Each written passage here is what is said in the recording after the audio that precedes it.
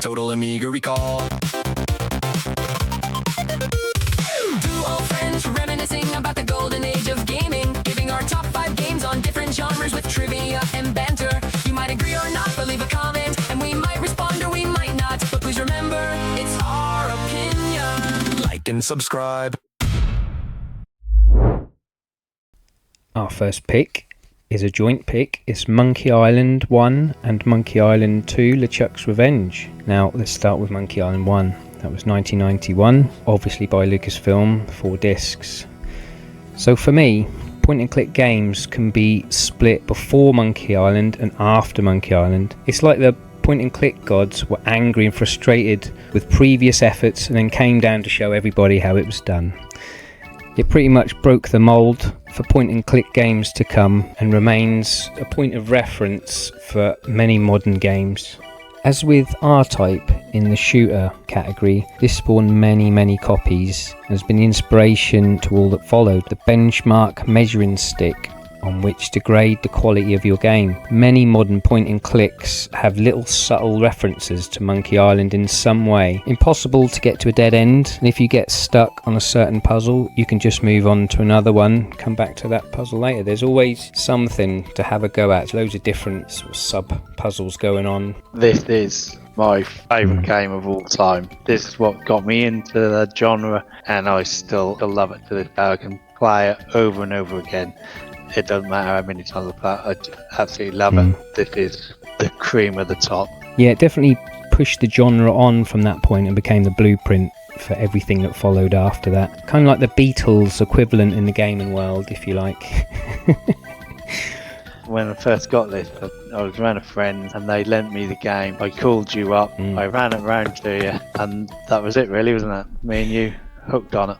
Yep, hooked. And I think it got your dad hooked on him as well, didn't it? Yeah, indeed, yeah, he loves them as well. So in an interview with Ron Gilbert, he once said, the humour of the game is influenced by Blazing Saddles by Mel Brooks and Monty Python and the Holy Grail. So there is a lot of comedy in this, and I love both of them films. So maybe that's why we love this so much. A little bit dark sometimes, like the dogs when you poison them. That was funny. There's a search engine called DuckDuckGo. Yeah. If you type Guybrush Threepwood in, the duck actually dresses up as Guybrush. The insults, it weren't the weakest part of the game. I thought they were quite funny because the insults were funny, but it slowed the game down a little bit. A bit. Yeah, I agree with that. When I replay it, I leave that one to last. But yeah, it is fun the first time, but you have to grind it out. Frustrating when you can't get the right insult you need. The copyright protection code wheel put the fun in the copyright protection for once. I did used to love the Dial-A-Pirate wheel. That was actually fun doing that. Yeah, you had to match up the pirates, didn't you? That's it. Parts of the island that you went to on Malay Island. When you went to Hook Island, Tim Schafer actually created that bit. He weren't expecting it to be in the final game, but they did add it in. Tim Schafer's done some other classic LucasArts games, hasn't he? Yeah, I mean, this is the perfect mix of puzzles, visuals, plot, comedy and atmosphere. It had everything, this game. It was always competing with Sierra at the time, but I think with this game they firmly took the lead. The fact that you couldn't die, unlike Sierra, I did prefer that. It meant you could push the dialogue. You could be really cheeky in the knowledge that you're not going to die. You could just go further and further without consequences, apart from the fake death on the cliff. Yeah, and that was a piss take out of Sierra as well, wasn't it? Yeah, it was. The back of the box on the original game, it shows a close-up of a dog called Spiffy, but it's actually never in the game. Oh. And when they released the special edition, they actually added it back in again. And also, do you remember when we had to save Otis out of the prison? Yes. If you put the grog on the other lock, with no one in the prison, you save a rat. A rat come running out. Next time I play it, I'm trying that. It's just little things like that make the game, isn't it? Oh God, yeah. Herman Toothrot on Monkey Island. Weren't a great lover of him, to be honest, but they actually added him on the island just to give Guybrush somebody to talk to. In my opinion, they should have left him out. Yeah. He's part of the story. He was a bit annoying, actually, wasn't he? And there were 2 endings to Monkey Island as well, depending on if you sunk the ship or not with the rock. Every time I pushed the rock off, I've always hit the boat. I haven't done it on purpose. I don't leave there till I've hit the boat. Yeah, at the time it seemed pointless, but yeah, I'll give that a look next time. The reviews for Monkey Island, all in the 90s at the time, which obviously I'm not surprised by. Monkey Island 2 came out a few years later. So let's talk a little bit about Monkey Island 2 then. Yeah, so Monkey Island 2 came out in 1992 and it came on 11 discs, which was a lot for the time. We've got another one later this more, but at the time I think that was the highest. Now, I'm always a bit torn which one I like the most out of these two. I love Monkey Island because of what it is. Monkey Island 2, I think pushed the boat out a little bit more, didn't it? Yeah. All the different islands, the map pieces you had to get, and then it went on to Thingy Island, and then you had to get the voodoo doll together to kill LeChuck and stuff. It was really good. Not if you didn't have a hard drive on your Amiga, because you had to put discs no end. Well, as we found out, that was the only down thing, but the graphics were a lot better. He'd grown up, he'd got a beard, he was 21, and I think overall, it probably is the better game, I think. But I think if quality is measured in floppy disks, then this is 2.5 times better than the original. Yeah, it's hard to separate them. If you played the first one and enjoyed it, then this one was a must play. It was just a follow-on, just far bigger with multiple islands. Like you mentioned, the only bad thing about this was disc swapping, really. Especially developed Amuse, the music never really stopped, did it? It kept the reggae type vibe, and it merges seamlessly into the next scene. When the screen changes, the music just changes as well. That was brilliant. And some of the locations were really good. Scab Island at the beginning was all dark and dingy, but then you went on to the brighter islands of Fat Island and Booty Island. They were all quite vibrant, weren't they, and good colours and the graphics. And just some of the locations on the islands, when the cemetery on Scab Island with all the different headstones and some of the inscriptions on them headstones are really funny. But there was one inscription on a headstone: "Here lies Hank Plank." Now, I learned that Tim Schafer wanted Guybrush to actually be named Hank Plank. They've obviously put that in as a little nod. That's very cool. This was just bigger and better. It's more puzzles, there's more islands, better graphics. You reunite with the old characters. It just took the first one and just made it better. Sometimes sequels are better. Like Terminator 2. Yes, and Aliens. And Aliens, yeah. But early on in the design of Monkey Island 2, the antagonist was actually going to be called El Carlo, which was LeChuck's brother. But then they decided to change it and bring LeChuck back to life, which I think was a good choice, to be honest. You have to have him the whole time, don't you? You can't not have him in it. You just have to invent more ways to bring LeChuck back, because he's got to be the baddie. It's just how it is, isn't it? And Captain Dread, who took you around these islands, is proper Rastafarian when and the navigator's head out of the first one was one of his shipmates. And Bill, and I'm not even going to attempt to say their name, Bill, the circus performer, ends up dead on Monkey Island 2. There's so much lore in this, isn't there? Little entwined things. Yeah, it's brilliant. And also, if you look at the box where LeChuck's got his voodoo doll, on top of his hat, I always thought it was a black feather, but if you look close, it's actually a dead bird. It's a crow. I always thought it was a feather, like you said. On his hat. Nice. I wonder if it's on my arm. I'll have to go back and say, put a dead bird on it. Change that feather into a dead bird. So, one of the standout puzzles for me... I know what you're going to say, I think. This is probably the cleverest puzzle ever made. The password and the fingers are so clever, but are so hard, but so simple when you know how it's done, but it's just impossible to work out. It's genius. That is the best puzzle in any game, I think. We were stuck on it for ages, weren't we? Yeah. And we just couldn't get it.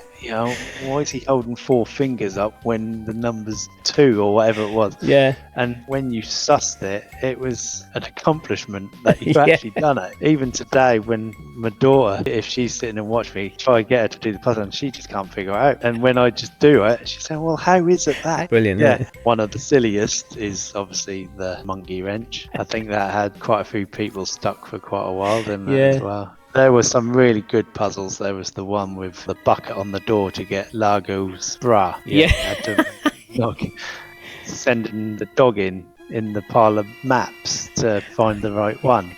Yeah, I mean, it's iconic puzzles. You've got the spitting contest. Not the first time you do it where it dribbled down his chin. I was in stitches, I was, when I first saw that. It Yeah, was it was good. unbelievable. Yeah, it was so funny. At the beginning as well, you can choose hard or easy, just to sort of help out for newcomers, really, wasn't it? They cut some of the puzzles out, didn't they? Like getting Largo's dry cleaning ticket. Yeah. You know, you don't have to put the bucket on the door. This ticket's just laying on his bed, I think. Newcomers shouldn't really go straight into this one because I don't think they'd understand the back, so they needed to play the first one, really, didn't they? So the reviews on Monkey Island 2, they were up there, as you expect. The highest was 95, which is Amiga format. The lowest being 87% from Amiga Joker. So they're really high marks. That is high. Really high yeah. marks. Even Amiga Action gave it 95% as well. Yeah. Hello, Amiga Action. Yeah, and the one was 94%, so really high marks. And obviously, we all know it spawned a lot of sequels as well. You know, Curse of Monkey Island, which was different graphical approach. Escape, we won't talk about that one. No, let's leave that. And then the Tales, and then obviously Return to Monkey Island. Yeah, all part of the same family, isn't it? You need to play them all if you're a fan, I think. Yeah. Even the bad one. As Threepwood would say, nice game. So that is Monkey Island. Brilliant game. Hard to beat. Yeah. Next one. Next is Beneath a Steel Sky, made in 1994 by Revolution Software, and it came on 15 discs. Ouch. Now, what do you think of this? I do like it. It had a lot of good points. Just that disc swapping. Yeah, again, you needed a hard drive, didn't you? This is one of my favourites. Not as good as obviously Monkey Island, but for me it's still up there. The graphic style was brilliant. The comic book art that was done by Dave Gibbons, who done Watchmen. Yeah, sort of really dystopian theme, wasn't it? It was, yeah. And This was set in a world not unlike George Orwell's 1984. A comic book drawn by Dave Gibbons was also included in the box, which is an amazing little thing to have.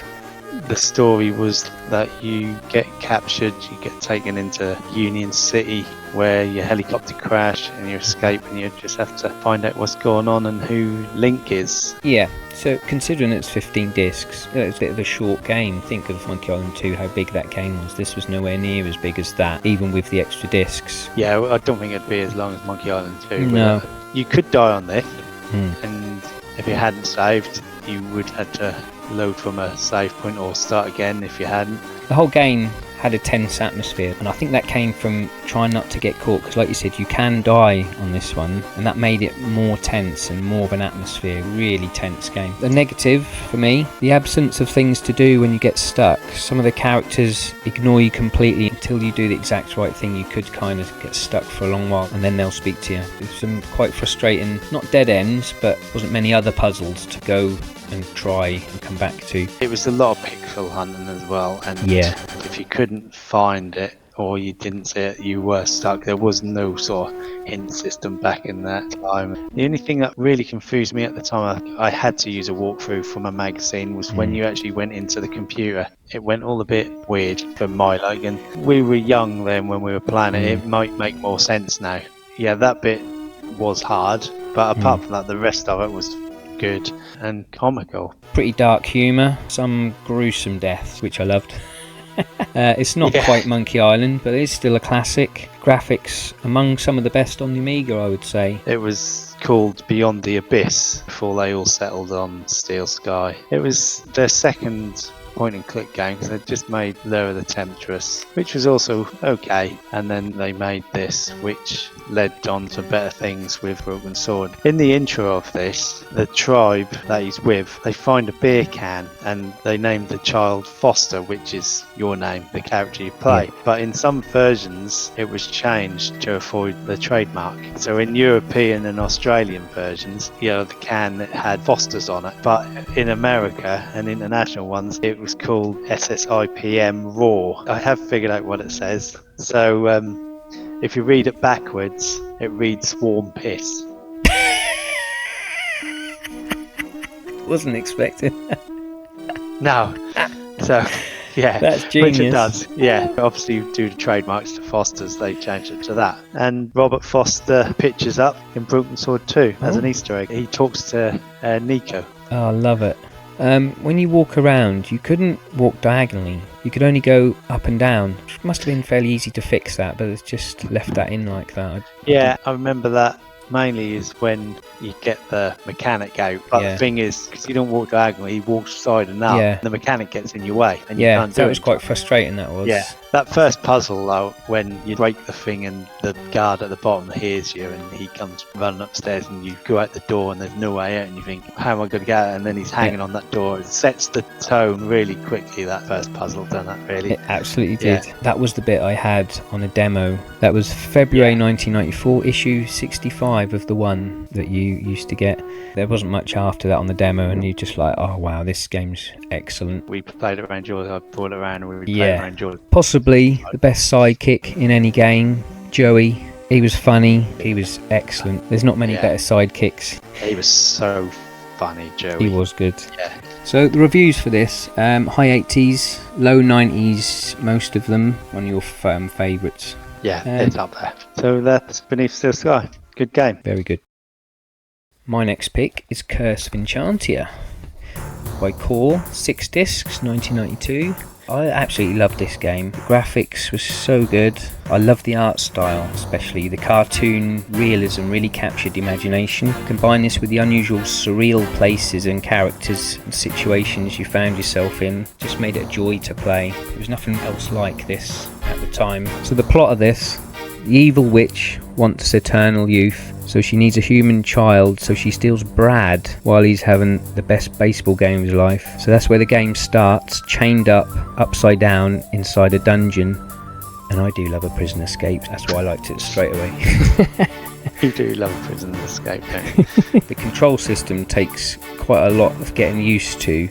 It's hard to get your head around. They were little pictures, weren't they, of what you need to do. I would say if I had any negative about this game, it was the icon things. Some of them were obvious, like the eye, obviously look at, and the speech bubbles talk. But then you got the hands, and when you clicked on the hands, it went into something else. It was awkward to understand, but once you got used to it, it was okay. But you could use a joystick or a mouse, couldn't you? Yeah, that was quite good. I'm with you. I love this game. I don't know why it just appealed to me. The cartoon graphics, some of the humour in it, you couldn't die. It all done by speech bubbles, what they wanted. I loved it. There's a small amount of speech, mostly sound effects. They're great to acknowledge that you've done something correct. You get a little noise from a character or something to And know I that think you you've done get it a right. thumb up as well as an icon. Thumbs don't up, you? yeah, little just weird little noises from the creatures, which the sound effects were spot on. I think they'd been sampled, which made full use of the Amiga's memory at the time. Definitely. The music, none. Right, next subject. I don't think there was. No, you say. No, there wasn't. Yeah. Only the title music, that's your lot. You don't get nothing else. No in-game music whatsoever. Pretty unusual. I remember the cave scene where you had to collect rocks for the rock basher, and I always remember when you got out of the cave and you clicked in the distance and you went over this hill, went on and on and on. He just got a small dot, didn't he? Yeah. A really small pixel in the distance, and you could still see the small dot walking. Oh, we were in bits, weren't we? Yeah, for that. that's quite Even now, I still remember that bit of the game. There was just no need for it, other than it's just funny. There was going to be a sequel where Brad was going to come back to Enchantia to destroy the rest of the witches, but it didn't come to nothing, and in the end it turned into Universe, which was their second attempt at a point-and-click game. I don't think I ever completed that. It's pretty hard, actually, from what I remember. It was, yeah, it was. Before they ended up on the style that they did, it was going to be an isometric view and sort of like an action role-playing game like Heimdall, but they decided to turn it into a 2D point-and-click game. I'm glad they did. Yeah, they had 205 screens of weird, surreal, beautifully hand-drawn locations that started life as real paintings on canvas. There are some weird characters. You got a nose with legs. You're talking to a walrus, and the rock band called the Slug. The Beatles was already taken. A fortune teller's a seal. It's all a little bit weird, but it was good weird. It was, yeah. I remember piles of things. Like there was piles of letters There's piles of hair. I think there's piles of socks. There's piles of, I think, remote controls. All the things that go missing, and they just end up in this weird world in a pile. Now you know where all your socks have gone. Yeah, Enchantia. Core were really trying something new with this, and it's a bit like Marmite. Some people hate it, but I actually love it. I think they got it spot on. I love this. I'm with you. I love it. Yeah. Reviews on this one. It's up high. You know, Amiga Action give it 94%, and then you've got Amiga Format who only gave it 62. But most of them are around the mid 80s, so not bad. It's okay for the first attempt at a point and click game. Oh, definitely. So that's Curse of Enchantia. On to the next. Next one is Indiana Jones: The Fate of Atlantis. Comes on 11 discs and released in 1992 by LucasArts. The plot was that you are looking for Atlantis. Sophia, your accomplice, has some bead and it leads you to Atlantis, and of course on your trail to beat you to it are the Nazis. There wouldn't be an indie game without the Nazis, would it? Nope. Again, I love this game. We have recently played it. Check the other channel out. You can see our walkthrough on it, can't you? Beginning bit was really good. I think it lost its way a little bit when it hit Atlantis with the labyrinth. I didn't probably enjoy that bit too much, but the first bit, up until the point you go into Atlantis, it was classic LucasArts graphics style. What you expect from LucasArts, good crisp pixel graphics. The bit that stood out for me was the beginning bit with the title screen. Never seen nothing like it before. Crashing through the window at the beginning with the title, and each level of floor that it just gave you who made it, the credits, and that was really clever. Yeah, that was good. I think that's one of the best openings to any game. Like you said, you fall through, you get a little bit more of the titles, solve another puzzle, fall through the floor, and each time his hat floats down. The hat never leaves him. Superb. Yeah, it's probably one of the best openings to a game. Lots of references to the movies in this game. From Raiders Lost Ark, there's the Well of Souls, there's the Thuggy Idol from Temple of Doom, and then there's in Atlantis you find a cup, where I think he actually remarks that this is definitely not a cup of a carpenter. So they've added little Easter eggs of the movies in the game. This game unusually featured 3 paths, which was a new thing back then. I don't remember different paths on many games. That was fists, wits, or the team. That's right, yeah. So the wits was puzzle based, fists obviously combat, and then the team, she helped you out, didn't she? I think I've played 2 of them now. Back in the day, I did team, and then on our playthrough recently, we did the wits. I've never done the fists, I just didn't fancy that, because that takes it away from actual point and click. I don't like fighting in games. So at the time, this was LucasArts' best-selling game. They sold over 1 million copies of it,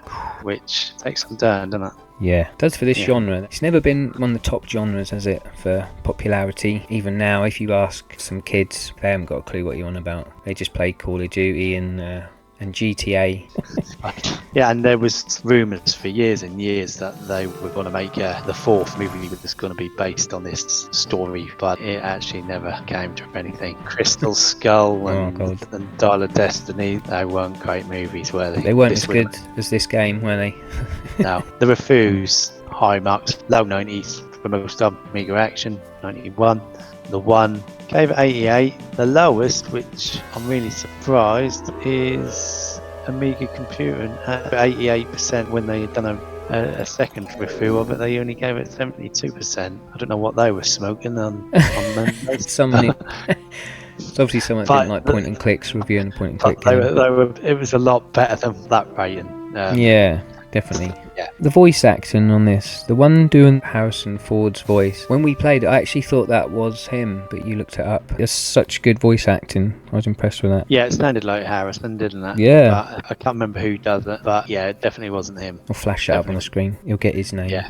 The bad points, obviously the disc swapping. That's a common theme, isn't it? It is with these games, isn't it? Yeah. Another bad point is when you're in Atlantis, if you bump into a guard, you have a punch up and you can actually die, which I'm never a fan of. I think you actually, in our playthrough, you did do that once, didn't you? No, I did. Luckily enough, I'd saved it not that far back, so you couldn't really get away from them, could you? No, that's it. You have a punch up, you either win or lose. I don't like dying in these games. I don't know why. Don't like it. Slight negative for me on that one. It does have the feel of a Monkey Island game, and it's still enjoyable to play, but it's not Monkey. It's still up there as one of their best, I think. Very hard puzzles as well. Yeah, we got stuck a few times, didn't we? We did, yeah. So there's 2 endings to this game, which we didn't know at the time when we done our playthrough. We got the good ending. Spoilers alert. The good ending is that you free Sophia from her cell and then you destroy the necklace and then Dr. Uberman will die. So the bad ending is that if only one of the actions of the good ending is done, Sophia will take Dr. Uberman's place and he'll die, but then she gets killed herself. I've never seen that. We might be able to see both endings on YouTube, I'm guessing. That's another great adventure game from LucasArts. So that's Indiana Jones.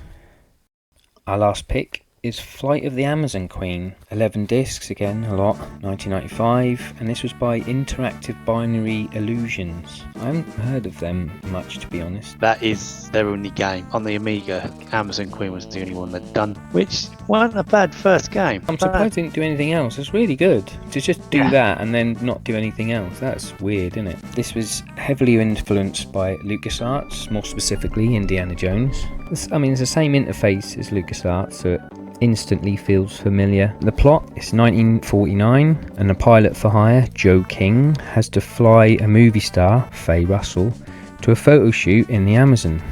And that's it. A lot of disc swapping, obviously.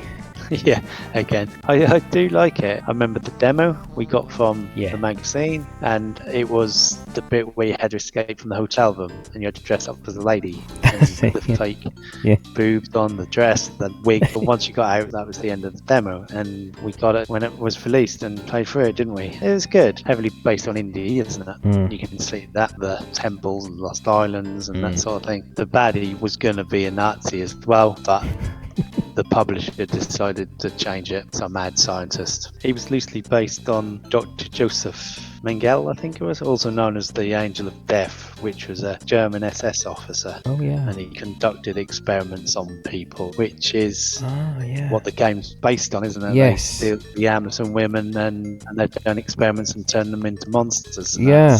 That's what the game's loosely based on. Oh, I did not know that. If you like this sort of game, it's a must play, really. It is. The comedy was there. It was good. And Yeah, it had some nice detailed graphics for cutscenes. yeah, they had close-ups, didn't they? Yeah, it was really good. The graphics were made on Deluxe Paint 4, running on an Amiga 1200. That was the best version of that at the time, so that's what they used to do the graphics. All right. In the background elements, there was a lot of things alive, moving around, which did make it feel like you're in a real thing rather than a dead landscape. The bad point, there was no fast travel, so there was quite a lot of traipsing around. It's actually now freeware, so if anyone will play it, you can play that through ScumVM. They're actually making a sequel as well. Yes, look forward to that. The Return of the Amazon Queen. That's been in development for quite a few years now. I haven't heard nothing else on it. I don't know whether it's stalled or not. There's just this trailer and that's it really. Nothing else on it.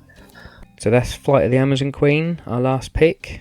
So that concludes our point and click games. I'm sure there's people out there who's going to disagree with that. Again, they aren't in any particular order apart from Monkey Island 1 and 2, which are up the top. If there are any that we've missed out, please state. You will notice that there aren't any Sierra games in this list, and there won't be any in the Honourable Mentions either, because I just didn't like them.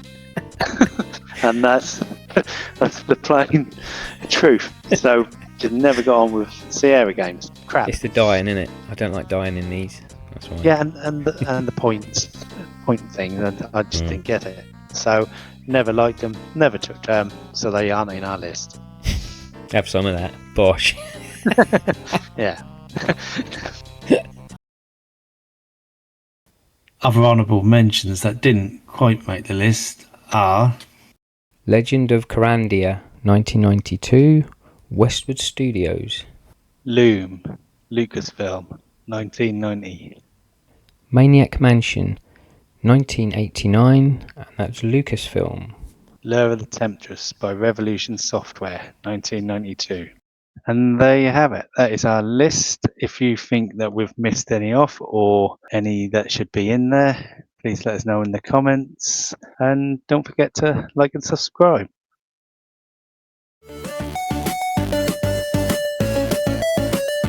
Like and subscribe.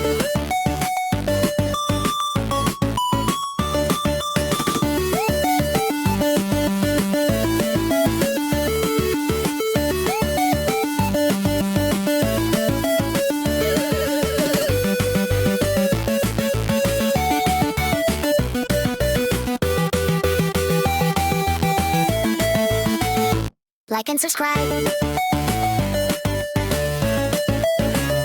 Like and subscribe.